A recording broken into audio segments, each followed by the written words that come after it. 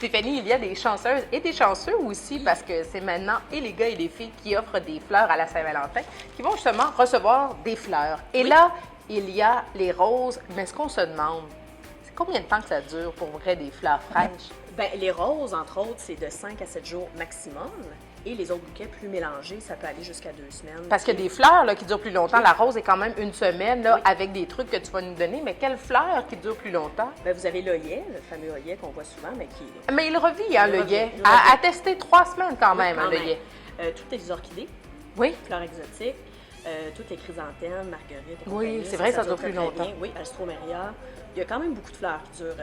Il faut les très longtemps. demander à ce Oui. moment aux fleuristes. Oui. Mais la rose rouge, qui est le symbole de la Saint-Valentin, 5 à 7 jours avec des trucs. Premièrement, quand on le reçoit, qu'est-ce qu'on fait? Bon, vous préparez votre eau pour commencer. Alors, de l'eau tiède et vous saupoudrez un petit peu d'agent de conservation.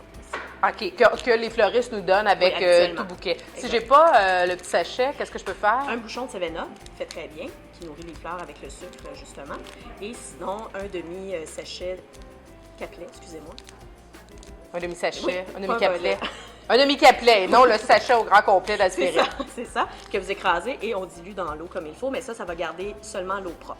C'est ça. Alors On ça pas la va flamme. diminuer le nombre de bactéries, donc ça fait vivre les fleurs plus longtemps. Mais on peut pas, les petits comiques à la maison, là, ce qu'ils vont faire, et je vais mettre et du 7-Up, et non, c'est là, ça. on crée un C'est nouveau un ou problème plutôt que d'en régler un. Et là, moi, j'ai donc mon sachet, je le verse tout.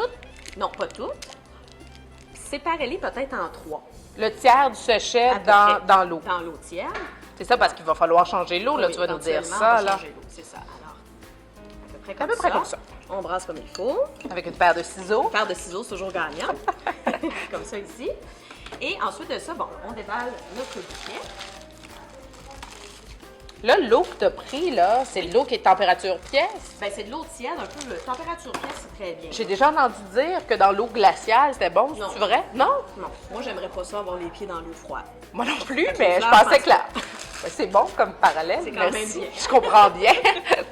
Alors, on déballe notre bouquet. Ensuite de ça, on va couper les tiges. C'est quand même impressionnant, hein, je le dis. Hein, tu offres une douzaine de roses Oui. rouges ou tu reçois une douzaine de roses rouges. Tu sais, les gens qui disent c'est quétaine, là, Non, non.